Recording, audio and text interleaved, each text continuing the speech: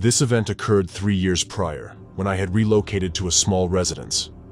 This new home was merely a mile away from my previous dwelling, so it was not an unfamiliar location. However, it was situated in a part of town that I seldom visited due to its high crime rate and negative reputation. At that time, my financial situation was not optimal, which led me to choose a more affordable living option in that area. On the day of my move, I did not interact or even see anyone. I simply transported my belongings from the U-Haul into my new home. The following day, I commenced the unpacking process by moving boxes and furniture into their respective rooms. It was during the relocation of my office furniture that I noticed something peculiar outside the window. There was a young man, approximately 25 years old, standing in my driveway. He appeared to be scrutinizing the house and even ventured into my yard to peer into my windows from a distance. Feeling uncomfortable, I left the window and descended the stairs to confront him. However, upon opening the door and looking outside, he was nowhere to be found. He was not in my yard, driveway, or even on any of the sidewalks. He had completely vanished. Despite the odd occurrence, I resumed my tasks and set up my office before venturing out for lunch. By 8 p.m., I was quite fatigued, but continued working on the bedroom until 10 p.m. At that point, I was too exhausted to continue. The house was still in disarray, but I left it as it was, turning off all the lights and retiring to bed. It only took a few minutes for me to fall asleep. Upon awakening, I turned my head to look at the clock on the floor. It was 3 a.m. As I rolled back over and closed my eyes, a muffled sound startled me awake. I listened intently and heard a faint sound from downstairs, as if something was being dragged across the floor. Still in disbelief, I sat up and listened even more closely. A few seconds later, the same sound echoed again. I stood up, walked over to the bedroom door, and opened it, listening carefully. However, as soon as I opened the door, all the sounds ceased. I ventured into the hallway and descended a few steps, looking over the railing. I did not see anything, and the house remained eerily quiet. Upon reaching the last step, I flicked on the light. Initially, everything seemed normal. Nothing was missing, and there was no one in the house. However, I then noticed something extremely strange. All of the furniture and boxes that had been against the walls had been pushed away, and behind them, there were several carved-out portions in the wall. I felt my blood rush from my face as I realized that someone must have broken into my house and could still be inside. I rushed back to my room and called for help. The house remained quiet while I waited. What was even more unsettling was that the police could not figure out how the intruder had entered or exited the house, nor could they determine the reason behind the break-in. The only assumption was that the intruder appeared to be searching for something in the walls. I often think back to the man I saw standing outside my house, wondering if he was the one who had broken in. However, even 3 years later, nothing else is known about what transpired that night. At the age of 26, I finally settled on a house after living with roommates for almost 8 years. Seclusion is something I value, so buying a home for myself was a significant achievement. The house was located in a neighboring town, about 2 hours away from my previous residence. This town was much smaller in scale and had fewer buildings. The neighborhoods were not full of closely packed rows of houses. Instead, they were spread out and separated by fields of trees and grass. The home I bought was no exception. It was modest and among the less expensive side of the housing market. It was situated in a forest, a few miles away from the market center in the town. On the day I moved in, I had not yet met anyone in the area, neither the neighbors nor the townspeople. With the house being so far out and surrounded by trees, it felt like I was moving out into the middle of nowhere, completely alone. Although it wasn't all that comforting of a thought, it wasn't as eerie as it sounds.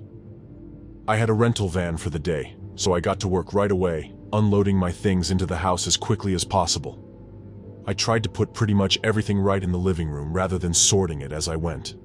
This took a few hours, and the sun was coming down just as I was finishing up.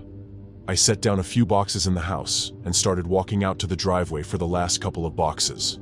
However, I was caught off guard by a man standing on my porch, almost blocking the whole front door. He startled me, making me jump a bit before showing slight embarrassment and asking what he was doing there. The man, who looked about 50 or so, smiled and introduced himself as my new neighbor. I said it was nice to meet him and made a short smile, but I couldn't really help but think about how I never saw him walking up the driveway to my house. In fact, I had no idea where he came from, given it was just forest around my house. The man stayed there, just kind of looking at me for a second, then turned and walked off my porch. I stood there and soaked in the strangeness of the encounter. After a moment, I stepped back outside and quickly got the rest of the boxes into the house. I checked out the windows to make sure the man was gone, and I didn't see him anywhere. It had only been a few minutes since the man had left, yet I didn't see him walking as I drove down to the main road. There were no other paths that I was aware of, so this made me a bit more uneasy. I returned the van and got a local taxi back home, then started on unpacking. I wasn't working fast because I was already tired, and it was late, but I wanted to get some of the furniture put together before calling it a night. I grabbed the pieces to my bed frame and lugged them into my bedroom, beginning to piece it together before a sudden knock interrupted me. I stopped and listened, shaken by it. I got up and quietly walked up to the front door. I kept the door shut and locked, but looked out the peephole and saw the same man from during the day. However, this time, something was off about him. His body was shaky, with his head moving around in an uncanny way, but his eyes were fixed on the doorknob. He was staring at it intensely, standing close to the door as if waiting eagerly for me to open it. "Hey, it's your neighbor, can you open the door?" he yelled, and then knocked again. I still remained on the other side, looking through the peephole. His face began to show frustration and anger, and he banged on the door one more time. He then turned and faced the pitch-black forest, looking out into the darkness. He held his hand up and did some sort of waving motion, followed by him running out into the forest in the direction he waved. Terrified, I immediately called the police, but it was too late for them to be found and questioned. After that night, though, I never saw the man again, even to this day. I have now met my neighbors, and of course, none of them were that man, and nobody in town seems to recognize him from my descriptions. I don't know who the man was signaling to in the forest, or even how many people could have been out there waiting for the man to gain my trust and get me to open the door. What would have happened afterward is best left unthought of.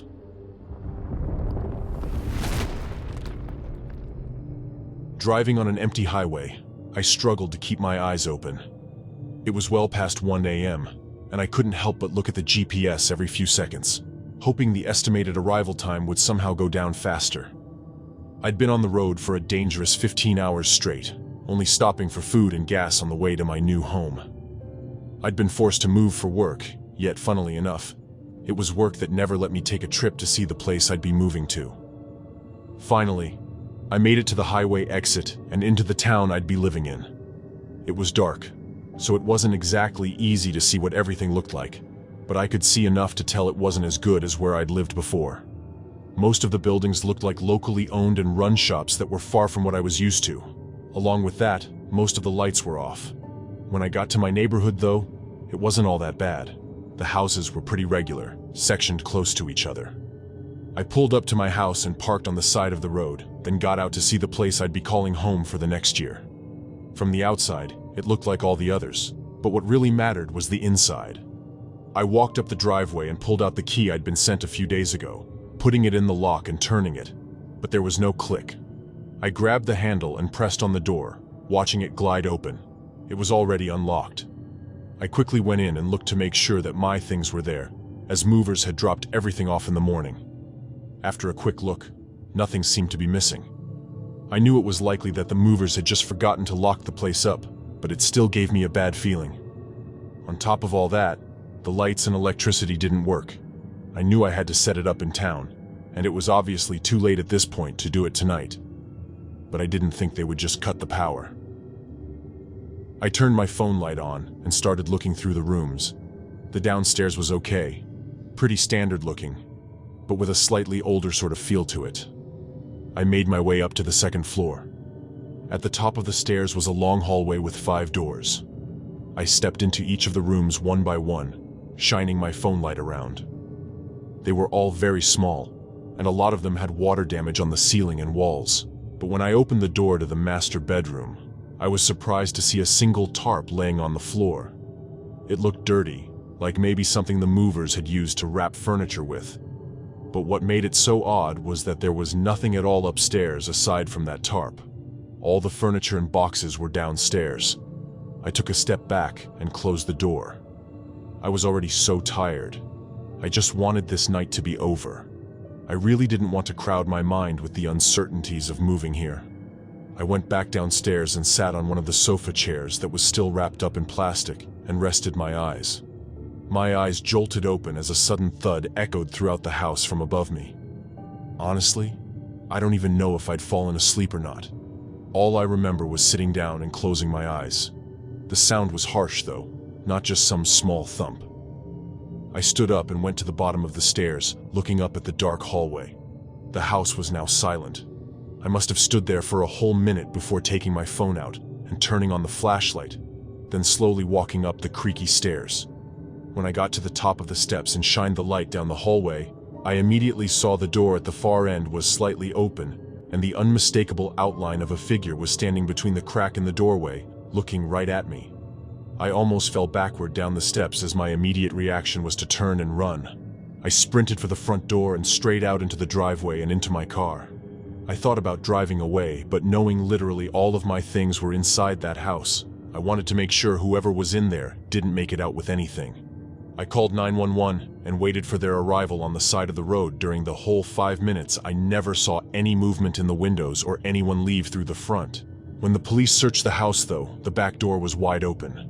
It was obvious to them that whoever that was had been living inside the house probably since it had been vacant over the past couple of months. At first I thought they were talking about the attic since I'd looked through all the rooms and saw nothing but a tarp. However, there was no attic. They were talking about the master bedroom, which meant that when I was looking around upstairs that night and I opened the door to that room, it's likely that the person was hiding along the wall, probably right behind the door. If I had gone further inside the room to investigate the tarp and look around, there's a chance that I wouldn't have made it out.